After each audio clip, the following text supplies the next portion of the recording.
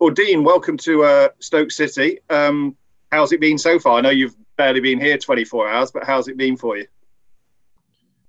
Thanks, Fraser. Yeah, well, first of all, I'm really excited to be joining such a big football club, a club with lots of ambition, a fantastic manager and coaching staff and group of players here already. So really just can't wait to get started. And a bit like a kid on Christmas Eve the night before, you're a little bit nervous. You just want to get in and get stuck in and get to know people as quickly as possible. So just finished our second training session today.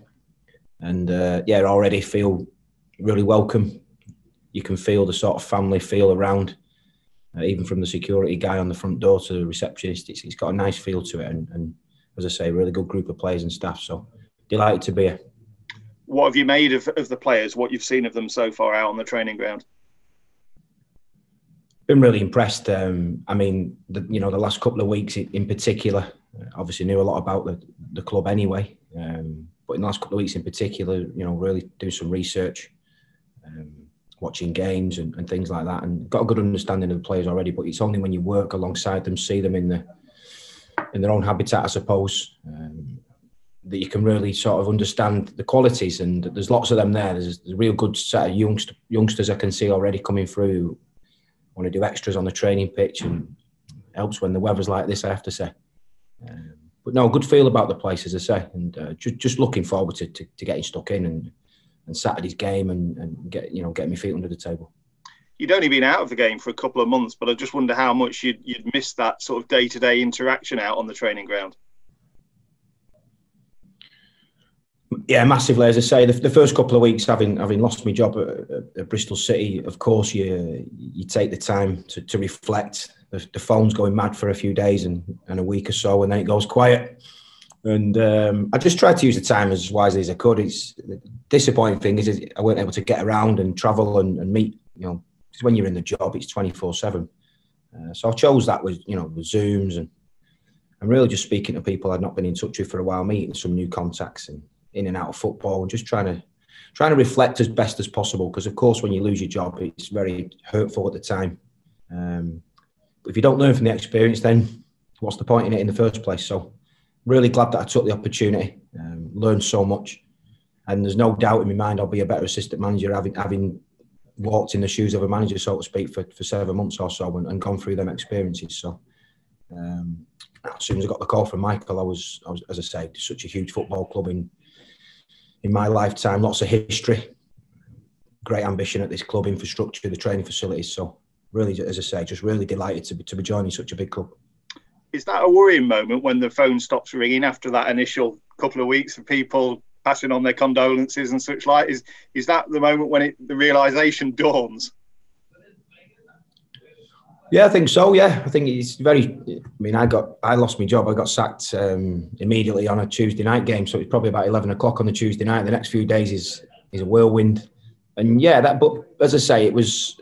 I'm the type of guy I'd like to think I'm always pretty balanced, I think, and as I say, I was able to use that time, just some quiet moments. It was great to be at home with my wife and kids. I've been away from them for large spells, so to be back home with them was amazing, I have to say, and really reinvigorated me. And as I say, you have to go deep and reflect. There's no point in just writing it off as an experience without lots of learning. So, and they're still to come as well. But I'm a young coach, and I can see a lot of similarities in the two football clubs. As I say, there's a lot of young players at this club. I think a lot of minutes this season have been gained by them youngsters, aided by some of the more senior players as well. So I just love being on the training pitch with the players, trying to help them as much as I can, trying to share my experiences and trying to develop them as best as possible.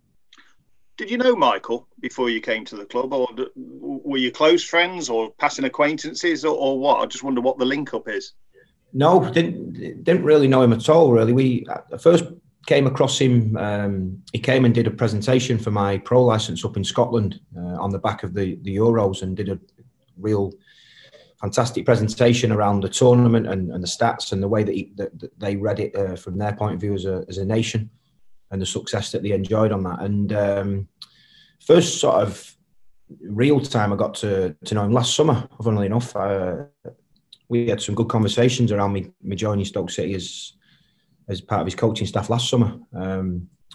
within a day or two, I got the phone call from Bristol City offering me the head coach role. So spoke to Michael. He agreed with me that it was an opportunity it was too good to turn down.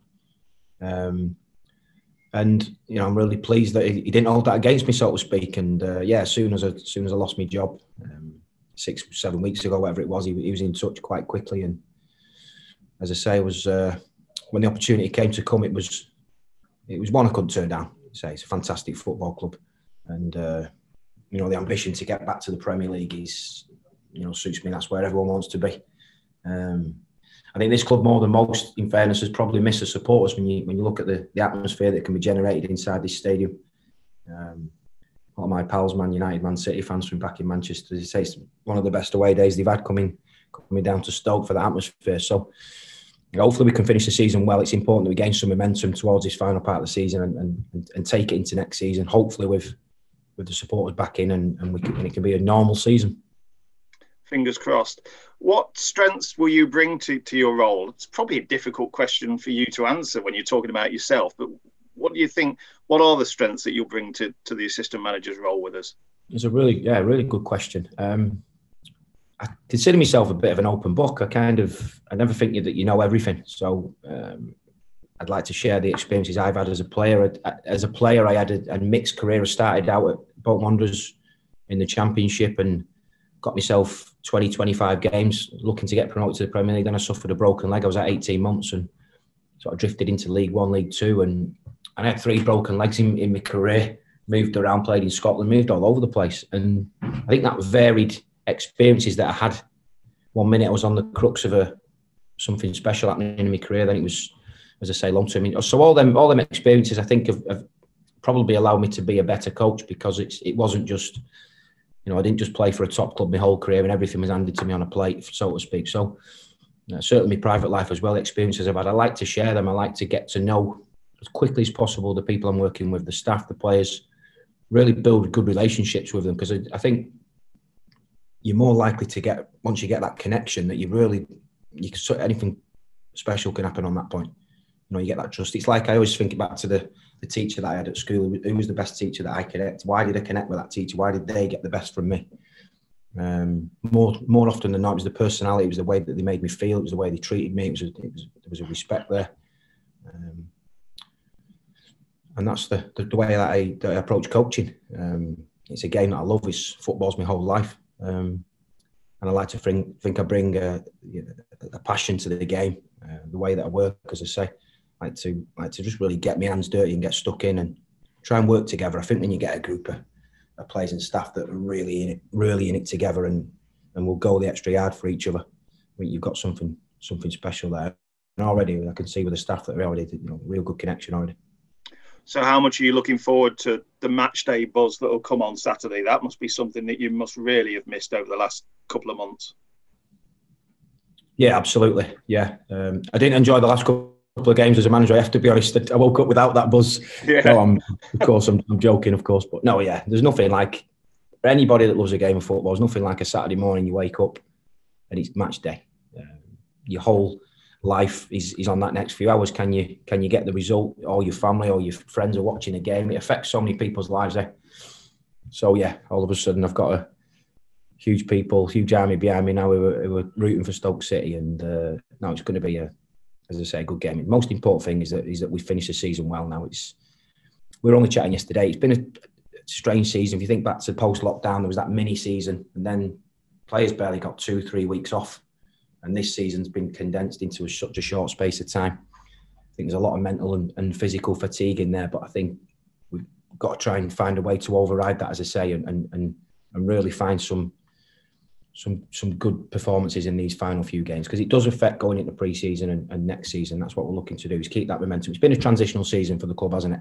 There's no doubt about that. As I say, there's been a lot of young players getting minutes, and we're looking to add, of course, a little bit more quality in the summer if we can, and really look to push on.